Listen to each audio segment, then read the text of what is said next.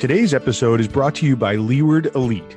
𝐬𝐿ERD Elite is the solution to your technology and computer needs. Don't you deserve a better technology experience, a worry-free experience, a cost-effective experience?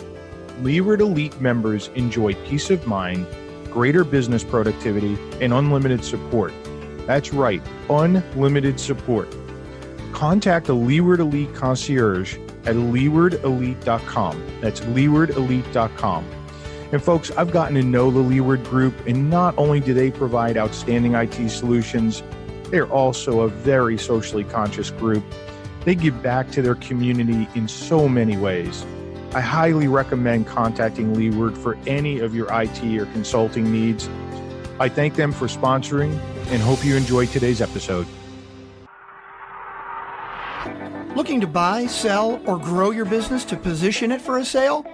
As the owner and managing partner of Sun Acquisitions, Dominic Rinaldi has personally been involved in over 300 M&A transactions. He has seen and done it all, consulting with large and small businesses across a broad range of industries. On M&A Unplugged, he'll interview buyers, sellers, and their advisors about their experiences scaling, selling, and acquiring businesses. On every episode, you will get key learnings, but most importantly, you will be better prepared for your own acquisition or sale. This is M&A Unplugged with your host, Dominic Rinaldi. Law professors constantly ask students to be prepared to argue either side of the law when discussing a legal issue. That way, you can learn the law from all angles, seeing into every corner of an argument. On today's episode, we're going to try something new. We're being joined by two expert attorneys, John Schreiner and Jeff Petersen, who will be discussing several legal issues that arise in most M&A transactions. One of them will be taking the seller's perspective, while the other will be providing the buyer's perspective. I think the M&A Unplugged community could really benefit from seeing several important issues from both sides of the table, so you're better prepared for your own M&A transaction. John is with Perkins Coie and focuses his practice on providing counsel to closely held established and emerging companies for their daily business needs.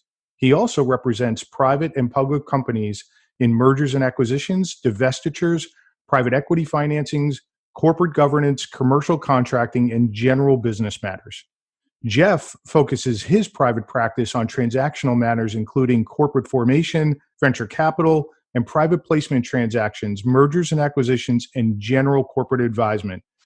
Jeff serves clients across the country and maintains offices in California and Illinois. John and Jeff, welcome to the M&A Unplugged podcast. Thank you. It's good to be here. Thank you, Dominic. Yeah, so as I mentioned, this is the first time I've done something like this, so we'll be feeling our way through it. But before we get into it, if you could provide just a little bit more about your backgrounds so the M&A Unplugged community gets to know you a little better. Jeff, why don't you start us off? Certainly. Thank you. I've been a corporate attorney for going on 20 years now. I was a partner with 𝐾𝐨𝐬𝐿 in Chicago, and actually John and I were colleagues there. And about 8 years ago, I decided to open up my own practice and have since that time represented mid-sized and small companies in a host of merger and acquisition transactions, as well as private placements of securities. Awesome. John, how about yourself? Sure. After leaving 𝐾𝐨𝐬𝐿, parting ways with Jeff, I joined Perkins Coie, international law firm with a real strong presence up and down the coast and here in Chicago. With my practice, I really like getting to know my clients and understand my clients' business needs so that when I'm offering advice, in addition to giving them the legal resources or legal answer that they're looking for, I can also give them a practical one or business answer, help them evaluate and mitigate risk and not get in the way of the business needs of the company or the client. Awesome. So guys, I'm really excited about this. I think, Jeff, you had brought this concept to me of, how about if we did a point counterpoint when we talked about you participating in this podcast. And I thought, it took me back for a second. And then I really started to think about it. I thought, well, that's a great idea, because so often as intermediaries, we're in a situation where either we represent the seller or the buyer, and there's a sticky issue that comes up. And as you guys know, doing M&A transactions, there's many sticky issues.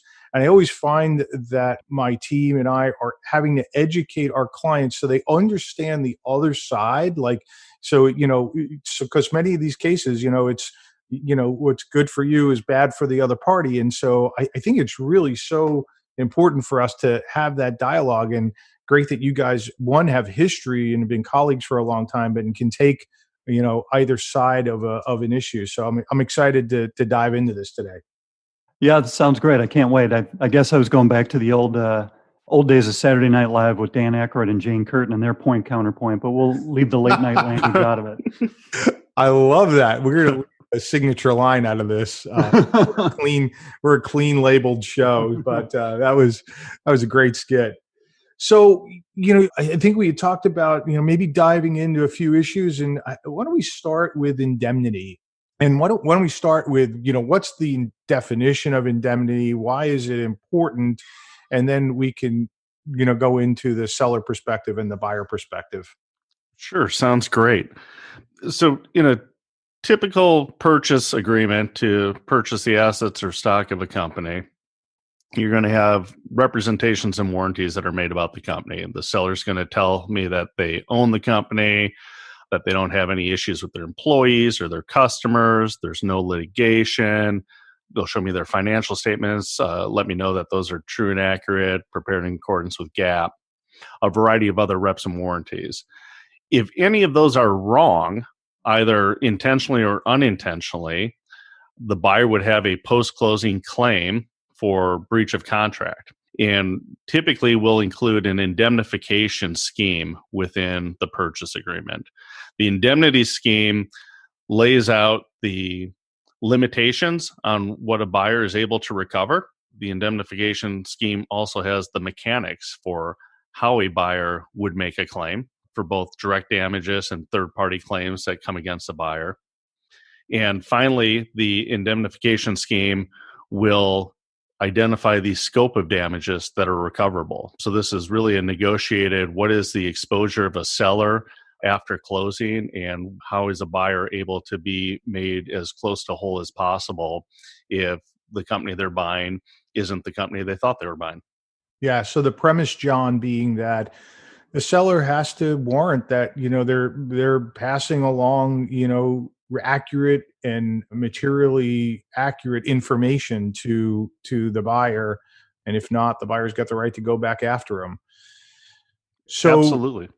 Jeff, why don't we start then on your side? I think you're going to represent the seller's perspective, right? So that's right. From a seller's perspective, what's important? What's your counsel that you're providing here? And look, and I know there are so many nuances to reps and warranties and indemnities, but at a high level, where are you advising a sell side client? Sure, and this is the area that always gets a seller's attention, because what I tell them is these are the provisions or parts of the contract where you might have to give your money back, or at least a portion of it. So that always captures the attention. And what I tell them is, on the reps and warranties, they're generally standard, but you need to go through them closely. We need to make sure that they're not overreaching on the part of the buyer. And then what we try to do is we try to put in limitations in the indemnity. For instance, things like a cap, right? So a lot of times what you'll say is the buyer can get indemnified, but only up to a certain amount of the purchase price, say 10% of the purchase price. And there are certain exceptions to that we can get into. If it's an outright fraud, if it's something fundamental, like you actually don't own assets which you say that you're selling to the buyer, those are exceptions to the cap. But in general, you can get a cap of say 10 to 20% on the purchase price. And you can also get a limitation period, which is for say a 1 year or 2 year period after the sale. Then the buyer can come back to you if there's an indemnified claim. But if it goes beyond that period, what you generally say is you've owned the company. It's past a point where you should be able to come back to the buyer and say, fork some money back over. Again, there's exceptions there for things like fraud or some fundamental representations as well. And so, Jeff, let me ask, in a situation where you represent the sell side client and you've done the initial draft of the asset purchase agreement or stock purchase agreement, where are you typically starting? Where are your starting points on caps and time limits? And I guess we won't get too detailed in the baskets and things like that, but at the highest level, where's your starting point typically? Sure. With the very lawyerly caveat that every situation is different. In general, I would start at a 10% cap with a 1-year survival period. And I'll always, even if I'm drafting the agreement, I want to be fair and balanced, because I think it doesn't help anybody to be too extreme, because it just adds time and expense to both sides. So I will put in exceptions there for things like fraud. If it's a fraud, there should be no cap. If you actually didn't own the assets, there should be no cap. And I think what John will say as the buy side attorney is he'll want to see things in there in the fundamental representation that's uncapped, things like taxes and maybe employee benefits and intellectual property claims. So you brought up a new term, fundamental. But let me kick it over to John a little bit to get his reactions to your starting point around 10% in 1 year. And John, generally, how are you advising buyers through that process? I take a very similar approach in that I want to focus on the most important issues for my clients so that we can get to a deal sooner than later. Time can kill deals. A lot of times you may have a rollover or post-closing employment, and you need to maintain a good relationship with the seller.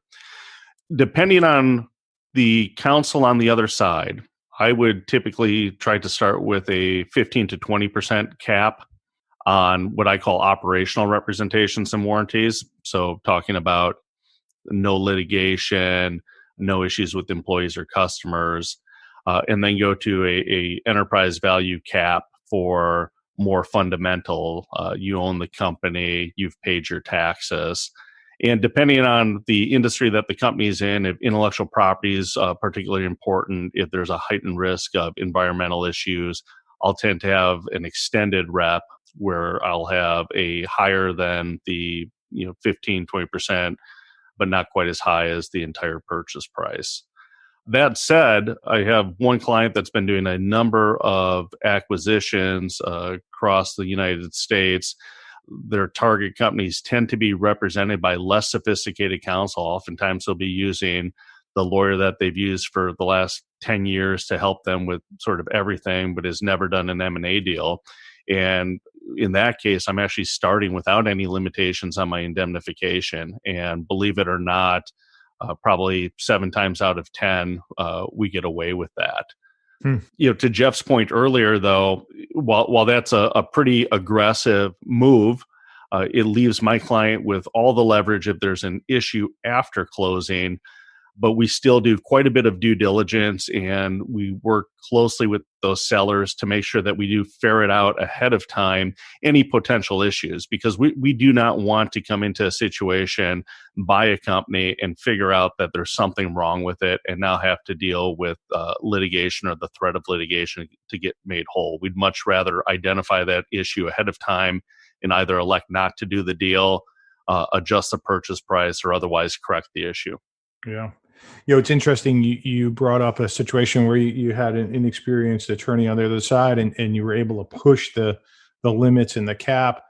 Sometimes we experience just the opposite. If there's somebody that really doesn't do a lot of M&A transactions or none at all, they're actually an impediment to the process because they just don't have enough knowledge, and they dig their heels in on issues that they shouldn't be digging their heels in, and effectively can kill a deal or cause the other party to have to bend in ways they shouldn't have bent because you just didn't have an experienced advisor on the other side. You're absolutely right. I had a deal a couple of years ago. We were buying a forklift company, and the family lawyer who was the trust and estates lawyer dug his heels in. We had a series of company representations and warranties, and the indemnifications were made by the selling stockholders. We were doing a stock deal.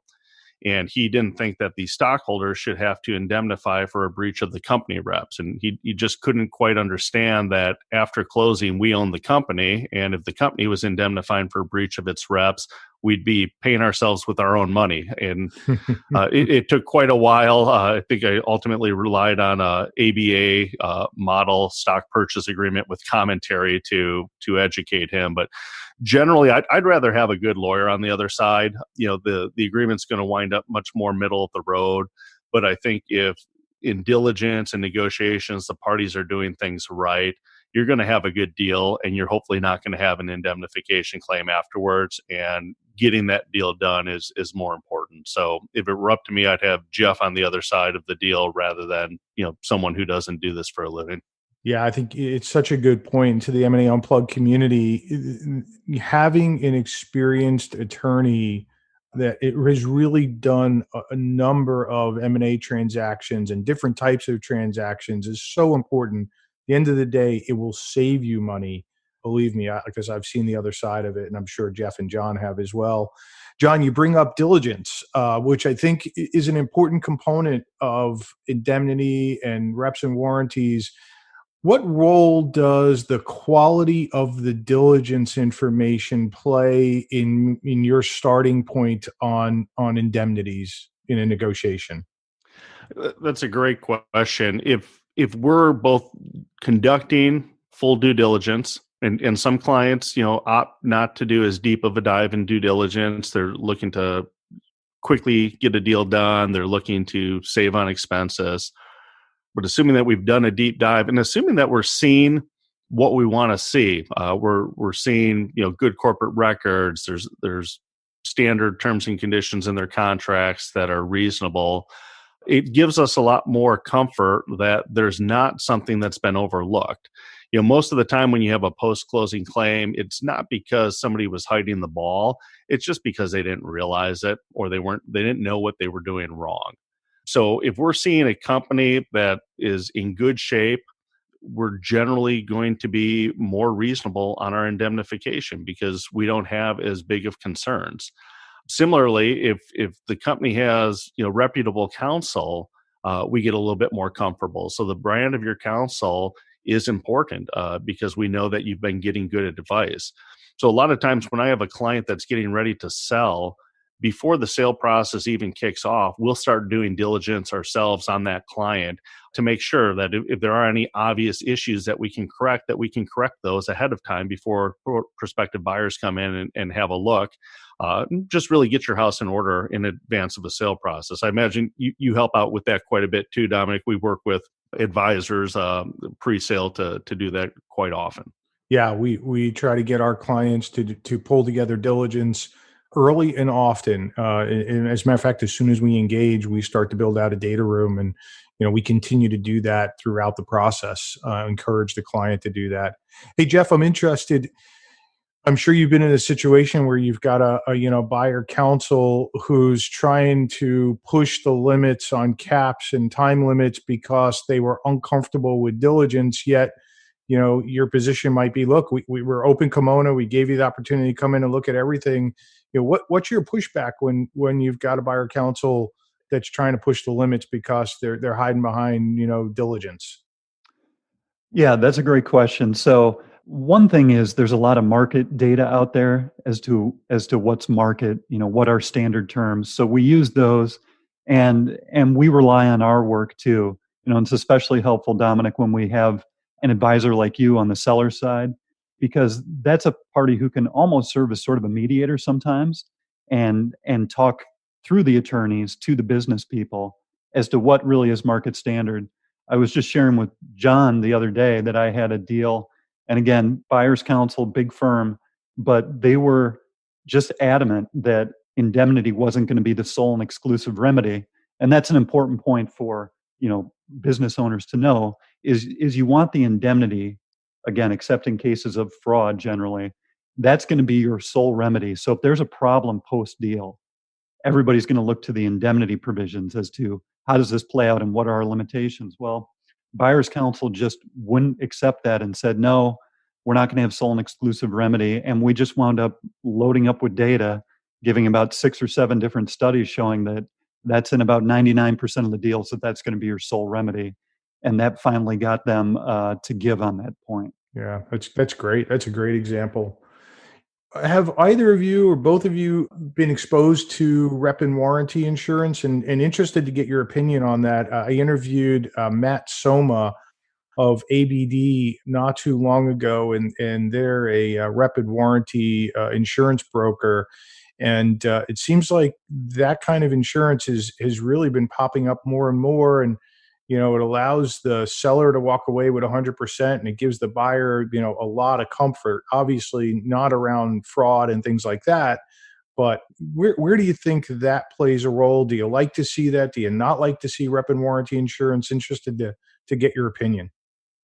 I'll leave this one off, Jeff. As a buyer, I oftentimes will start a bid with the concept that we will include rep and warranty insurance. I think it's becoming very prevalent in certain spaces, such that if as a buyer you don't offer rep and warranty insurance, you're actually at a disadvantage. So the PE funds tend to be doing this in their middle market, upper middle market deals.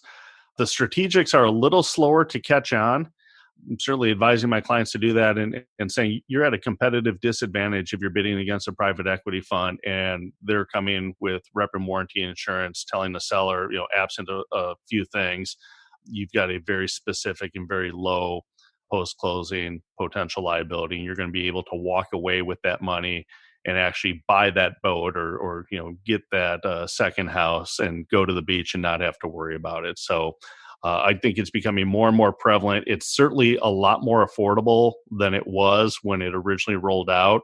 And I'm starting to see it even in lower middle market deals where it can make economic sense to bring that to the table.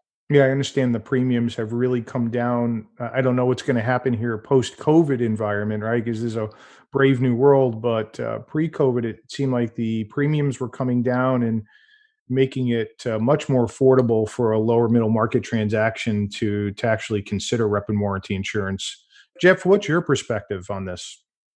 I echo what John says. As on the seller side, you love to see that the buyer's going to have it in place, and I've had buyers get that insurance when the seller hasn't. So if it's something that's within the buyer budget and we think there's any potential for an issue, it helps everybody sleep better at night.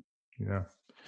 So Jeff, in situations where what market is, you've got a reasonable attorney on the other side, but you've got a client that's being completely unreasonable.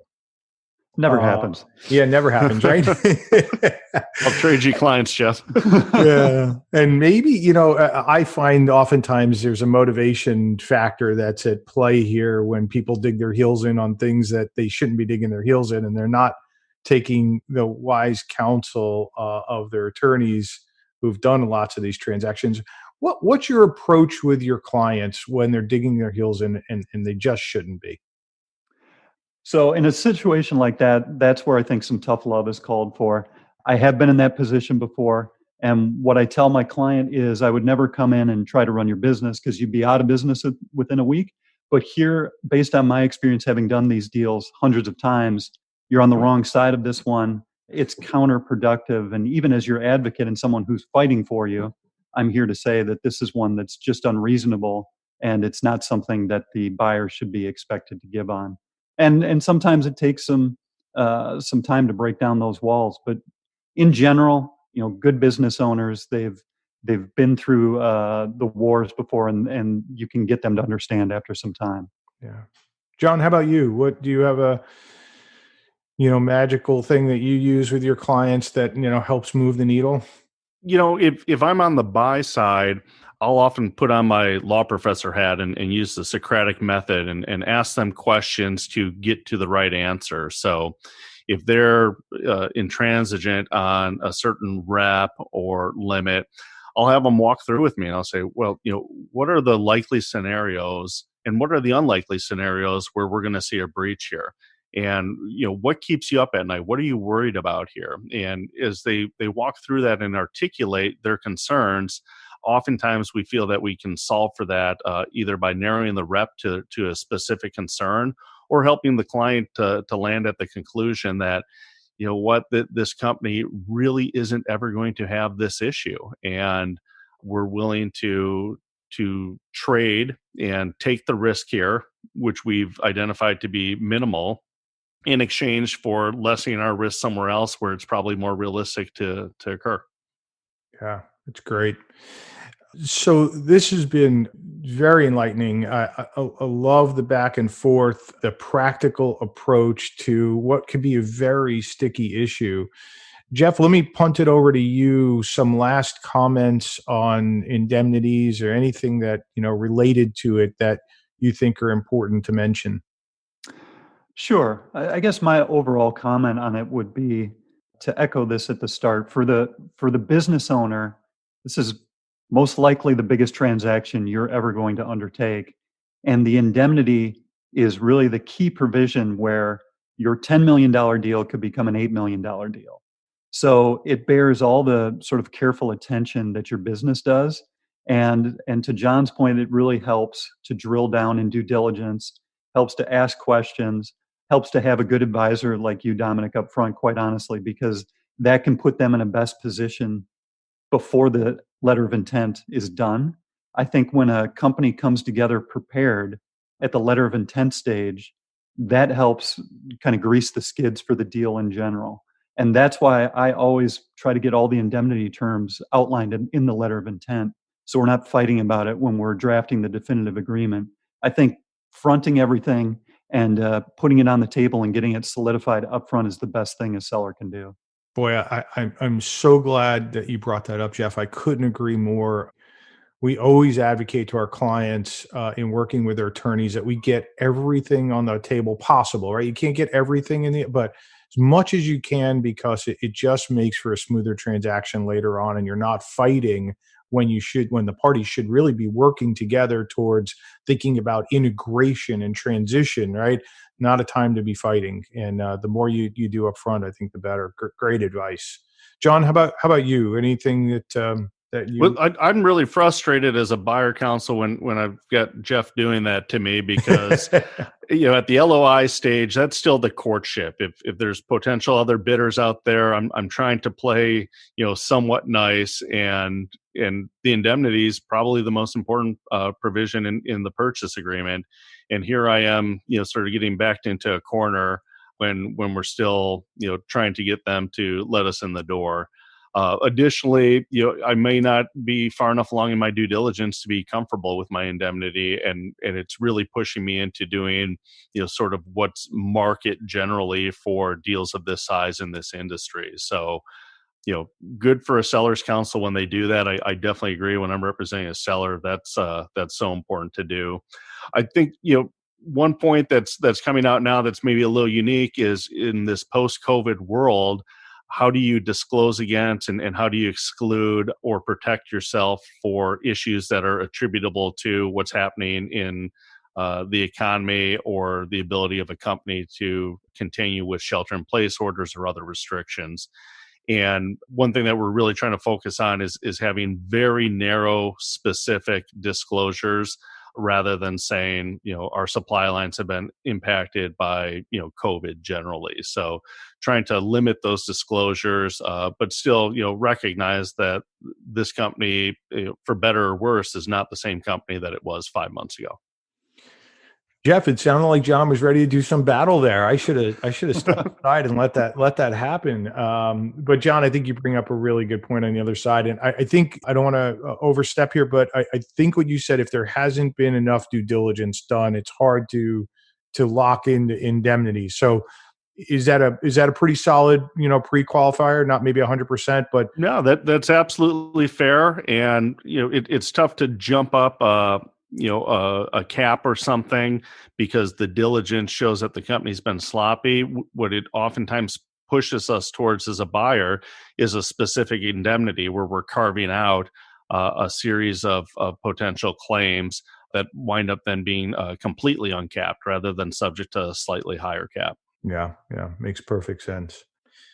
Jeff and John, this has been a great conversation, and I really enjoyed listening to both of you and getting both perspectives. And I know the M&A Unplugged community is going to get a ton out of this, hoping buyers and sellers that are listening really can get an appreciation for the other side. It's so important to understand that. Not that you have to bend, but you have to understand that, these issues from both sides. In closing here, Jeff and John, I'd love for you to leave your contact information with the M&A Unplugged community. How can they get in touch with you if they wanted to reach out? Jeff, why don't you start us off? Sure. The best way to reach us is through our Chicago office number, which is 312-583-7488. And the name is Jeff Petersen. Thanks very much, Dominic. Absolutely. John? Thank you. And my direct dial is 312-324-8475, or feel free to email me at 𝐽𝐿SCHREINER@PerkinsCoie.com, PERKINSCOIE.com. Thank you. So I want to thank Jeff and John for taking time today to share some really important information about indemnities. We were going to try to get to a couple of other issues. I think what we'll do is maybe invite Jeff and John back to cover some other important topics to get the sell side and the buy side perspective. As usual, all of today's information will be available in the show notes. If you would like to learn more about the process of acquiring or selling a business, please visit our website at 𝐮Hacquisitions.com, or feel free to reach out to me at drinaldi@𝐮Hacquisitions.com. I look forward to seeing you again on the next episode of the M&A Unplugged podcast. And until then, please remember that scaling, acquiring, or selling a business takes time, preparation, and the proper knowledge. Thank you for joining us today on M&A Unplugged. If you enjoyed the show, please subscribe, rate, and recommend it wherever you get your podcasts. If you want more great information on how to scale, acquire, or sell a business, please visit our website at 𝐮Hacquisitions.com.